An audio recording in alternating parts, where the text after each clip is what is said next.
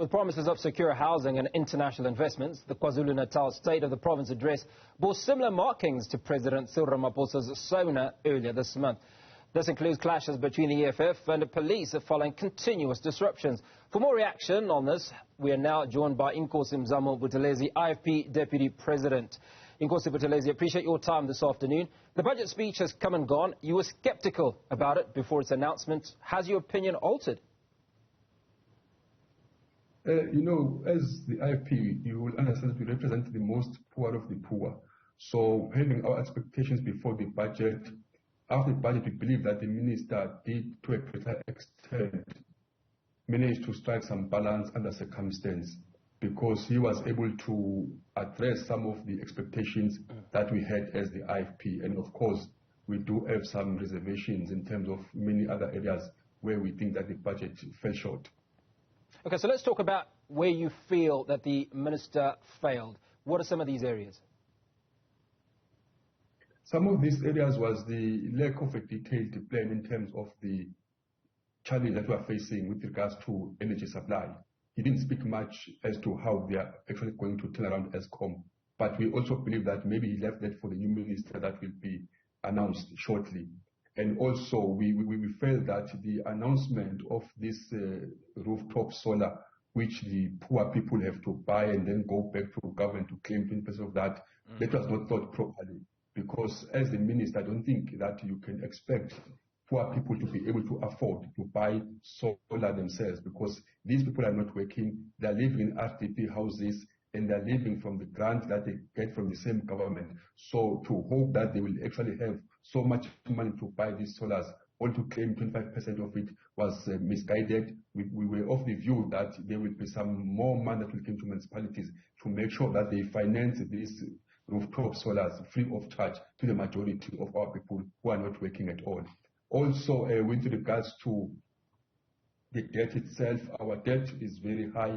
As you will understand, that it's going to increase from 4.7 billion to 5.8, which is a very huge amount of money. And looking at the state of our economy, which is not growing at all.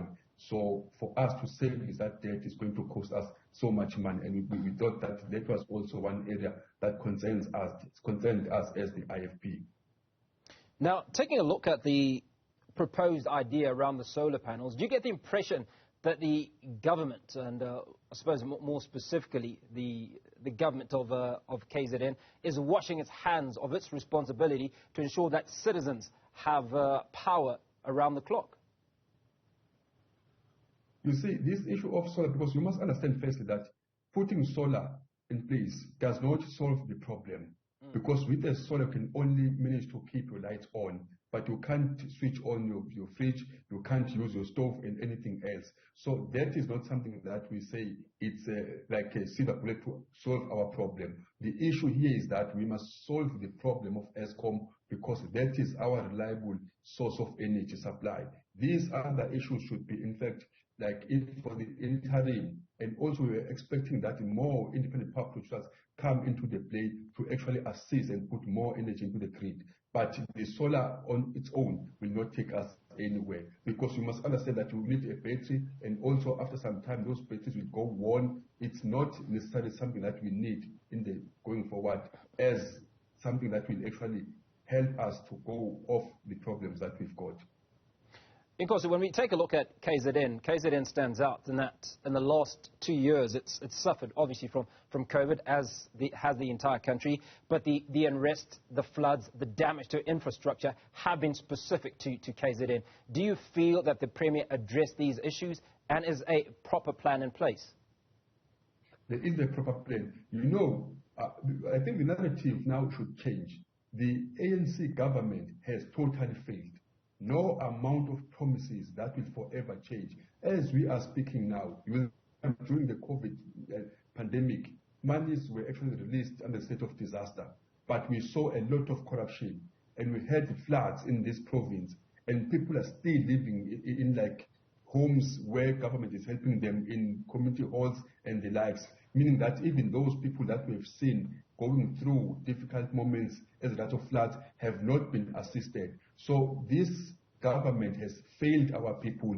Any amount of talk that they put, anything that they say should not be held for, because we know for a fact that they cannot effect any change. The only thing that we need as people in this country is to vote for a new government that is willing to take those bold decisions, that is willing to actually do that which is right to solve our problem.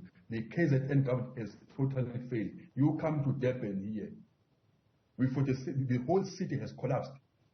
The sewer is running into the sea. People are not getting their basic services. They are embezzling money. It's not even talks even go to an extent of saying that even the mayor himself is not in charge of the city. Some people at the background are controlling him.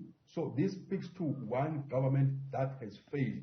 They cannot even redeem themselves. Whatever the Premier could have said, nothing will happen. We'll be there even in the next few months, few years. Nothing will ever change under the current government. Now, what opportunities does this proffer to the IFP when we look at the horizon? The 2024 elections are coming up, and potentially the next 18 months, if you will.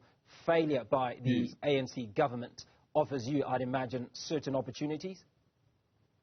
Yes, this is an opportunity, not for us as the IFP to govern, but for people of this province to help themselves out of this current system. You will understand that this infrastructure that is aging in this province was laid by the IFP. We've done so much. You can go to each and every district, each and every township. You will see a mark that was left by the IFP where it was in charge. So when people give us an opportunity, they will be actually restoring this province. They will be actually bringing back hope. They will be opening themselves to a path that will lead them with integrity, that will make sure that job opportunities are there for our people to help themselves. Because we as the IFP believe so much that people of this province and people of this country, they are not lazy. They are willing to work. But government is not doing that which is right to create that atmosphere to actually invite investors locally and globally. So this would be a goal.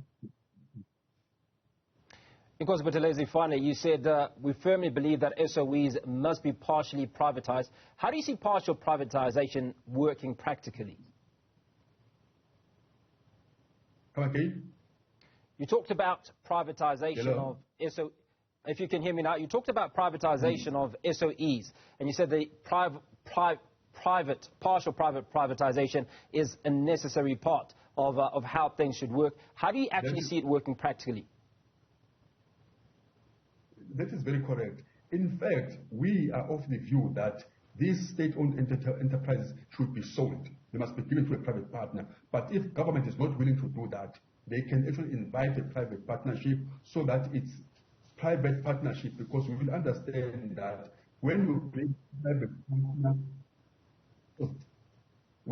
a private partner, you bring some element of integrity, some element of accountability, and making sure that we professionalize all these state-owned entities. Because you can't have a state-owned entity whose mandate is to create jobs, but you are losing jobs every day, whose mandate is to develop skills, but there's zero skills that are developed. No, they are failing completely on their mandate. That is why we say for them to continue to exist, for them to continue to offer those job opportunities, then give them to a private person. Because, you know, it's very strange that you've got managers and senior managers of these entities who are every year getting performance bonuses for simply bringing down those entities.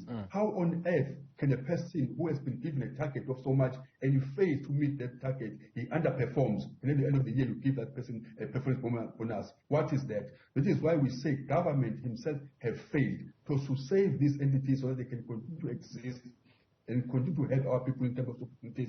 There must be a private partner, but in the main, we are calling for privatizing them holistically. Then if government doesn't help, then the private partner can be brought. Inkosi, I appreciate your time. Inkosi Mzamo Buthelezi, IFP Deputy President, packing for us the SOPA for KZN.